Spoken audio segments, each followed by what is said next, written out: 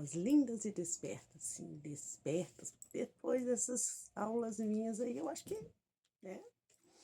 Bem, na aula 1 falamos sobre a Matrix, como um sistema que aprisiona, não só o corpo, mas principalmente a mente. Uma prisão invisível que você só percebe quando começa a despertar. E esse despertar é o começo da verdade. Mas agora, vamos dar um passo além da filosofia. Vamos atravessar a cortina da espiritualidade e entrar no território da ciência. Porque o que parecia misticismo já foi comprovado em um laboratório. Se você acreditava que a Matrix era apenas uma coisa espiritual, prepare-se, porque a ciência já provou que vivemos num campo infinito de possibilidades. A ciência, junto com a espiritualidade, ela até trabalha bem, né? Poderia ser sempre assim, mas vamos adentrar aí na aula a física quântica e a consciência, ou seja, a ciência da realidade e a Matrix. Inicialmente, para entendermos sobre isso, vamos falar dos fundamentos da física quântica. No nível mais profundo, né? Ou seja, o universo não é substância estática parada, tudo energia vibrando em diferentes frequências. O átomo, que parece sólido, é na verdade quase um vazio. A matéria física é espaço em movimento, não pedra. Quais são os princípios quânticos? Dualidade onda-partícula. O que isso quer dizer? A realidade muda dependendo de como você olha para ela. Na física quântica, elétrons e outras partículas, elas se comportam como partículas, pontos, e como ondas, vibração energética, dependendo de como são observados. Exemplo prático. No experimento da dupla fenda, quando não observamos, o elétron se comporta como uma onda, passando por duas fendas ao mesmo tempo, como se estivesse em todos os lugares possíveis.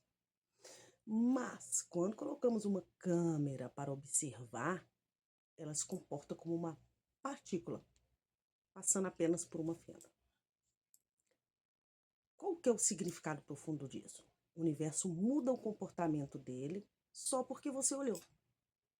O que parecia ser matéria, na verdade não é, é vibração. O que parecia sólido não é, é uma possibilidade. A tradução espiritual desse princípio é o seguinte: você também tem essa dualidade. Você é matéria, mas você também é onda. Você é corpo, mas também é alma. E a forma como a gente observa, se observa, muda quem somos. Segundo princípio, entrelaçamento quântico. O que isso significa? Duas partículas podem ficar conectadas de forma que o estado de uma afeta instantaneamente o estado da outra, mesmo que estejam separadas por bilhões e bilhões de quilômetros. Dá um exemplo aqui. Imagine que você tem duas partículas entrelaçadas. Você envia uma para Marte e fica com a outra aqui na Terra. Se você muda o estado da partícula da Terra, a outra em Marte muda instantaneamente, sem tempo de mensagem. Sentiu dor? Dor. Sentiu alegria? Lá também. Albert Einstein chamou isso de ação fantasmagórica à distância. Até parece mesmo ser, né? A conclusão dele é que o universo é profundamente interligado num campo onde o tempo e o espaço não são limites. Sentir aqui, sentir lá. Terceiro princípio. O princípio da incerteza de Heisenberg. O que significa? Você nunca pode saber ao mesmo tempo a posição exata e a velocidade de uma partícula subatômica. Nossa! Por quê? Porque ao tentar medir uma das coisas, posição, você inevitavelmente interfere na outra, velocidade, e vice-versa. Posição, velocidade. Exemplo, tente fotografar um beija-flor em voo. Se você usar uma câmera de alta velocidade para capturar a posição exata do bater das asas, você perde a noção do movimento contínuo, ou seja, a velocidade. Então, chegamos à conclusão que No mundo quântico, a realidade não é física nem determinista, é probabilística. Tente capturar a realidade com precisão absoluta. Não tem como, ela quebra a sua fluidez natural. Quarto princípio, colapso da função de onda. Antes de ser observado, uma partícula não está em lugar definido. Ela está em todos os lugares possível ao mesmo tempo. Lembrei até do filme, né? Todo lugar ao mesmo tempo, acho que é esse o nome dele. Esse estado ele é chamado de função de onda, um campo de probabilidades. Mas no momento em que você olha, mede, observa, essa função colapsa, ou seja, o universo decide.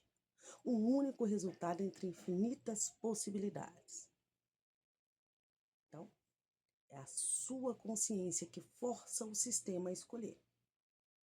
Exemplo. É como um dado que está girando no ar com todas as possibilidades. 1, 2, 3, 4, 5, 6. Coexistindo. No momento que ele cai e você olha, ele colapsa para um único número. 4, por exemplo. Então entendemos que o universo responde ao seu olhar consciente. O que você foca colapsa em realidade. Essas ideias foram forjadas, vamos dizer assim, por gigantes como Planck, Einstein, Bohr, Schrödinger e Heisenberg. Eles são pioneiros que romperam essa compreensão da realidade que a gente tem. E quais são os 5 pilares da física quântica? Eu vou até colocar os arquétipos nele. Max Planck, pai da física quântica, descobriu quanta energia em pacotes. Abriu o véu entre a ciência clássica e a ciência quântica. Eu considero a consciência como fundamental, assim diz ele. A matéria deriva da consciência. Qual arquétipo ativado nele? Vou mais uma vez falar aqui de arquétipo, né?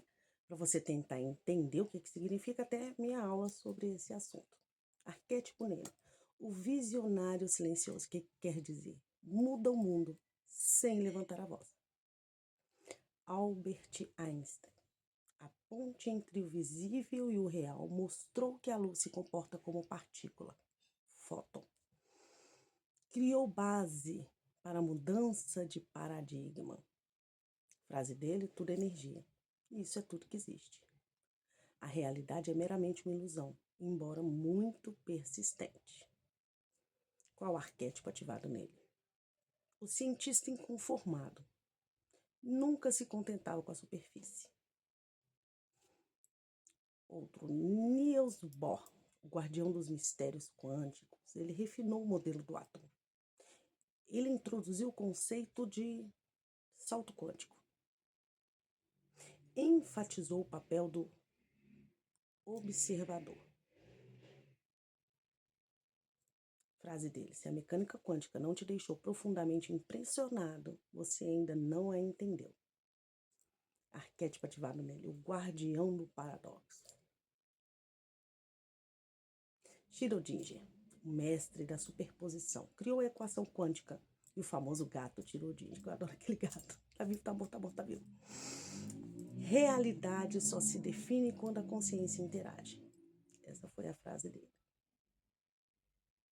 O que observamos como corpos e forças materiais nada mais é do que formas e variações na estrutura do espaço.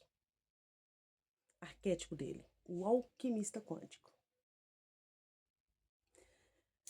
Verne, o senhor da incerteza. Ele criou o princípio da incerteza, mostrou que controle absoluto é ilusão.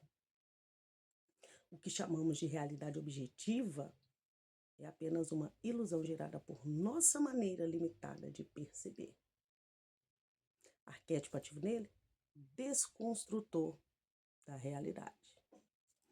Esses são 5 nomes, não apenas nos livros, na internet, nas memórias.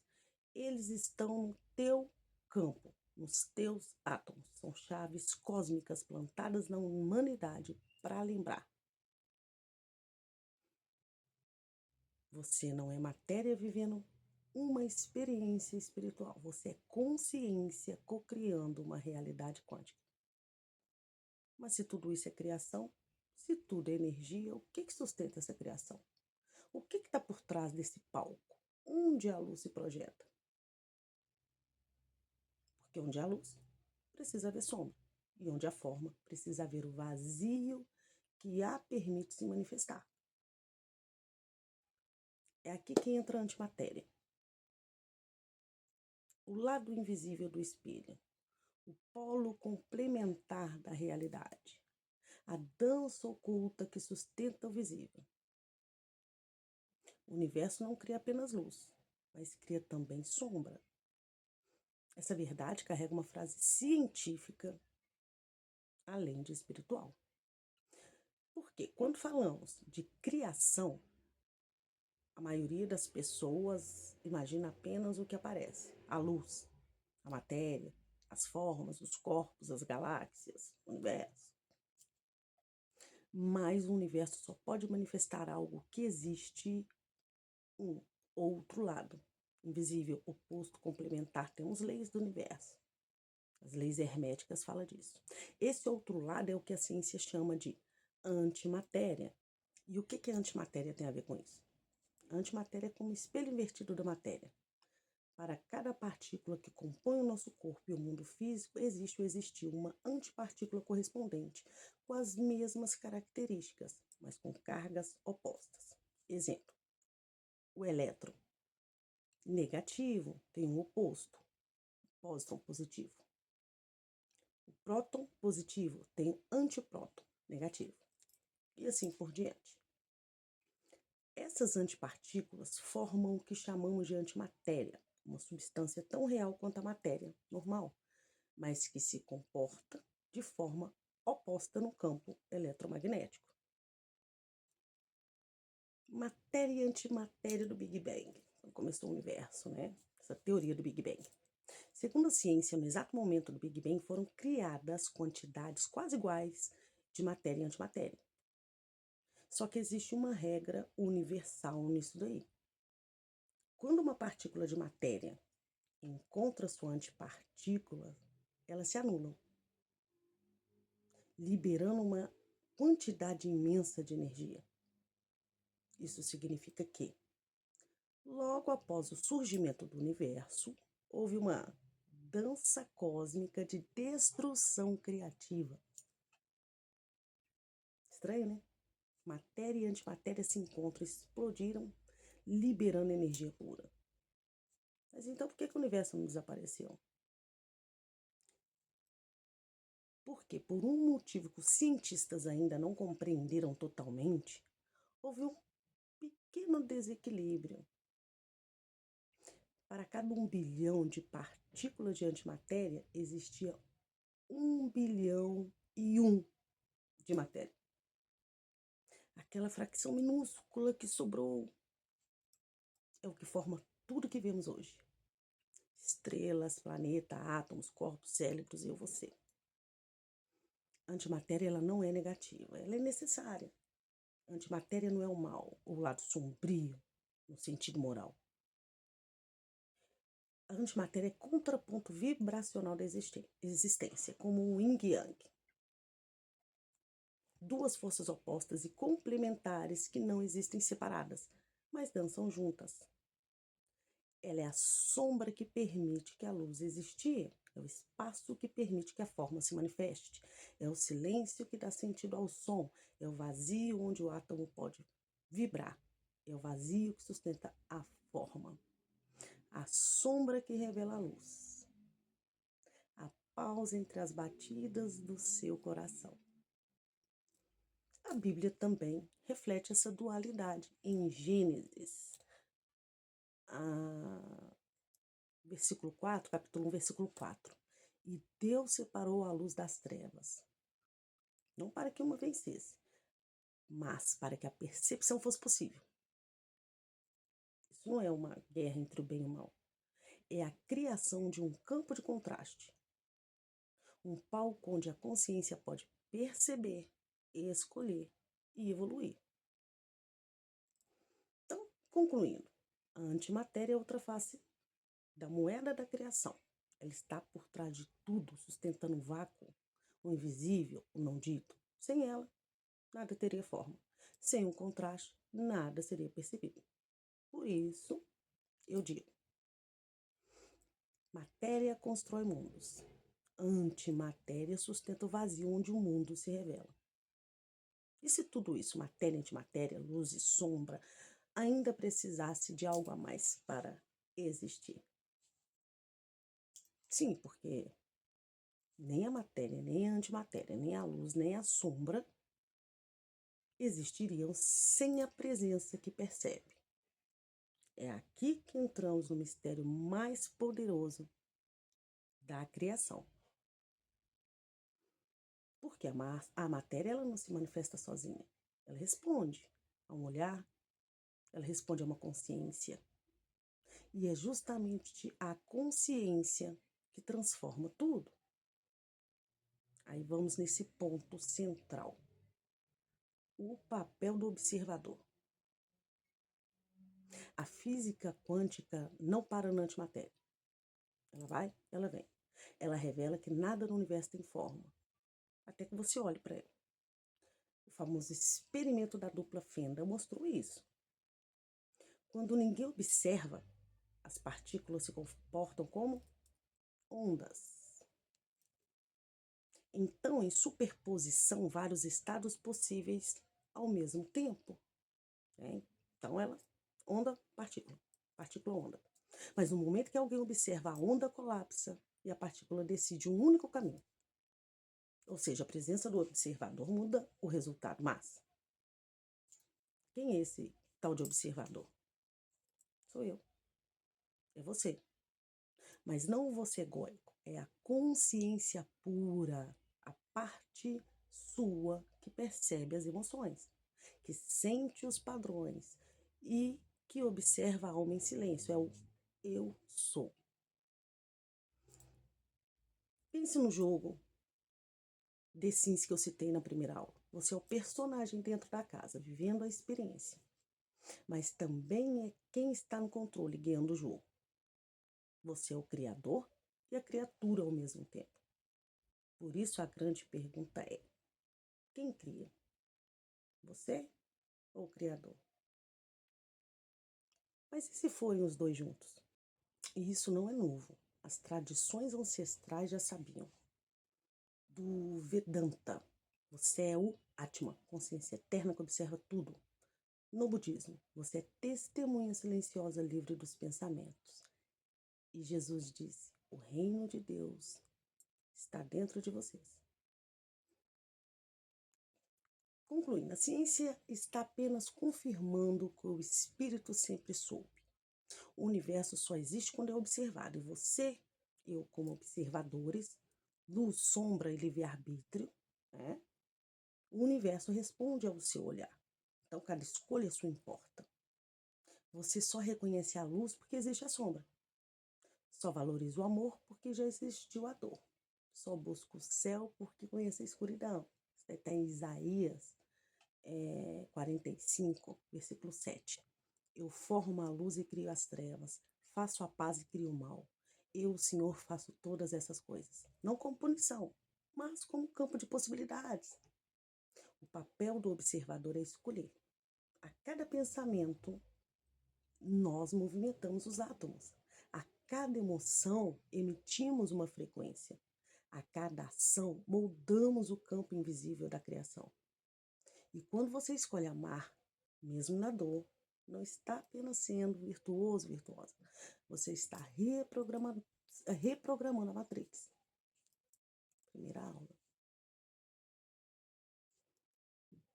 Você é o observador e também a luz que escolhe onde olhar. Eu escolhi. Você cria. Deus é o criador, mas você é a criação que acordou e lembrou.